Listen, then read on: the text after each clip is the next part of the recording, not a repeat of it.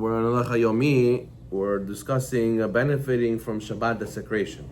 Haz v'shalom. So now we're talking about money earned on Shabbat. 16. One may not benefit from the money that one earns on Shabbat by going to work, as one would on a usual day.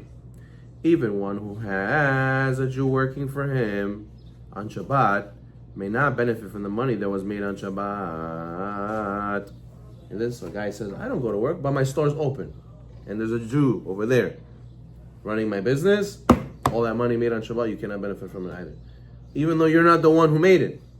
It's your business and he was working for you, you made money on Shabbat as soon. Similarly, one may not even accept the money as a gift or a tzedakah donation. It's a big halacha for shuls, right? If one knows that this money was earned by a Jew through melacha that was done on Shabbat. So what does the guy do? The guy comes to the rabbi and says, Rabbi, I want to sponsor something for the shul. Let's take this $1,000. The rabbi says, 1 second, where's this $1,000 from? He says, Rabbi, this is very, very holy money. You know why? I made it today on Shabbat, this money. It's very holy money. Take it, Rabbi. He says, not allowed. He says, it's Shabbat desecration money. You can't benefit from it, even as a gift. One may only benefit from the money if one is unsure if the money was earned on Shabbat. So how do we accept donations from people who are not keeping Shabbat? Because we say that I'm not sure if this money was made on Shabbat, so therefore we're allowed to receive it. But if I would know that it was made on Shabbat, this is the paycheck he got from the hours he worked on Shabbat, so it'd be not allowed to benefit from that money. What are you saying, Yosef Haim? You just never ask questions. You're saying turn a blind eye. Yeah. No, but if you know personally. Yeah, if you know the guy personally, and maybe he's not keeping Shabbat, maybe you tell him, hey, listen, this is not from Shabbat money. You didn't pull this out of the register yesterday on Saturday, right? No, God forbid, Rabbi, God forbid. You shouldn't be doing that. You shouldn't be working on Shabbat, but now that you're giving money, if it's not from Shabbat money, you'll be allowed. 17. One who owns snack or soda machines is allowed to leave them running on Shabbat, even though somebody might buy from them on Shabbat. It is praiseworthy that the owner of the machine should stipulate before Shabbat that he does not want to acquire the money that is deposited on Shabbat until after Shabbat. Okay. 18. What about a person who has business? His business needs to be open on Shabbat, and he says, Rabbi, don't worry, I have a goy partner, and the goy partner allows me to have the business open on Shabbat because I'm not involved. It's the goy running it on Shabbat. I'm not involved. Is that allowed? Initially, one may not make a business partnership with a Jew who will perform melacha for the business on Shabbat. This is not permitted even if one originally stipulates that he does not have part in the melachot that have been performed on Shabbat. Rather, one should clearly stipulate that no work shall be done on Saturday by either party, and if it is done, then the partnership will be terminated. You're not allowed to be partners with a guy who says, oh, don't worry. Here's two Jews. One Jew says, I'll work on Shabbat, you don't work on Shabbat. I know you're religious, you're Shomer Shabbat. Don't come to work on Shabbat, I'll work on Shabbat. You're not allowed to do that. You can't make such a partnership. It's considered you're also making money on Shabbat.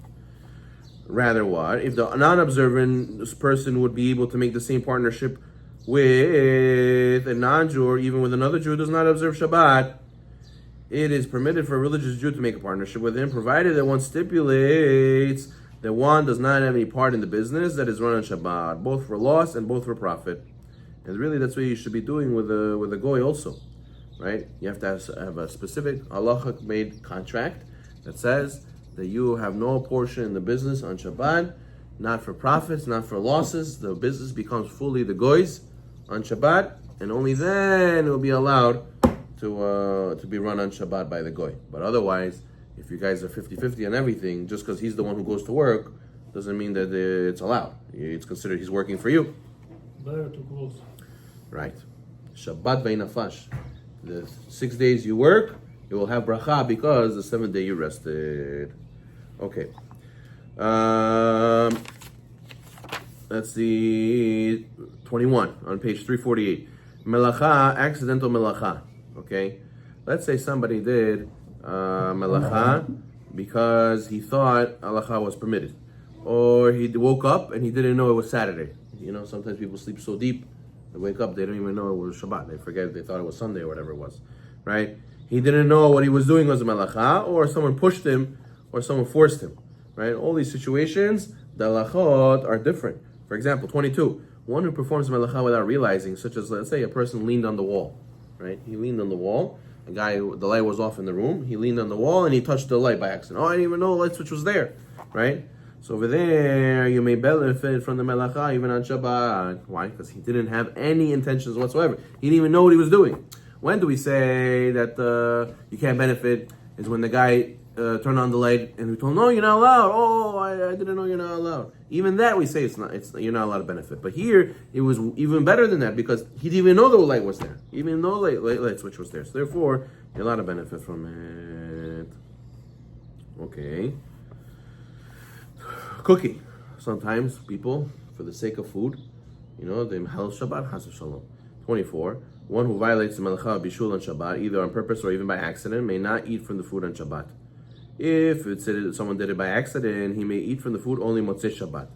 If a person did it purposely, he himself may not eat from it even after Shabbat, but others may eat from the food after Shabbat ends. The Gemara says a case where a lady was very scared of her husband. Her husband was a tough guy. And she forgot to put meat in the osvo for Shabbat. So she even did it on Shabbat. So what's halacha if someone puts meat in the food on Shabbat? It's cooking. And can you benefit from that melacha? No, you can't. If she did it on purpose, even she can't eat it even after Shabbat she can't eat it. But other people could eat it after Shabbat, meaning strangers, meaning for her husband. Since she did it for her husband, it's the same halacha for him. He can't eat it even after Shabbat.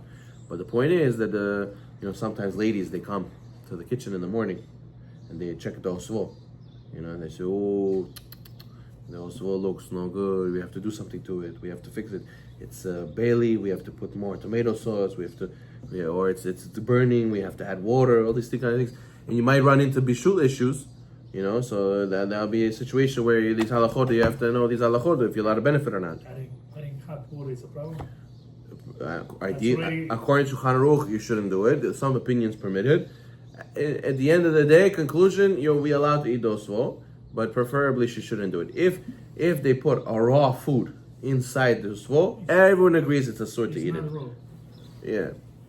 Tomato sauce. Hot water from the urn that was already cooked. Yeah, you're right. That ideally they shouldn't do it, but if they did it, you'll still be allowed to eat osvo. But there will be certain situations where the osvo will be forbidden to eat, because you can't benefit from melacha. Okay, fine. 27. Let's say somebody saw the osvo is missing paprika, missing salt, missing pepper, and they want to put spices into the food on Shabbat on the fire, right? One who adds uncooked salt or spices to a pot of food on Shabbat that is on the fire does not prohibit the food, provided there was already salt or spices in the food. The food is permitted even if the salt or spices enhance the flavor, because there was already spices inside of there from the begin with. Okay.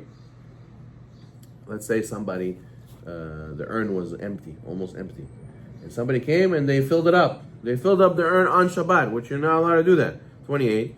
If one added water to a food or a hot water urn, the food or the hot water in the urn does not become prohibited, provided that there was more food or water than the water that was poured in.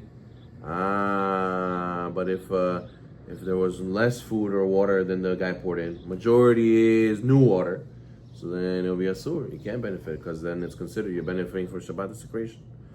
Okay. Is that additive? For example, let's say I have 50%, then I put 25%. Then later, I wait a little bit to 75, and then I put 25 more percent. Is that additive? Oh yeah, I hear what you're saying. That's a good question. I have to look into that. That's a good question. Not sure. I'm not sure. Okay, good.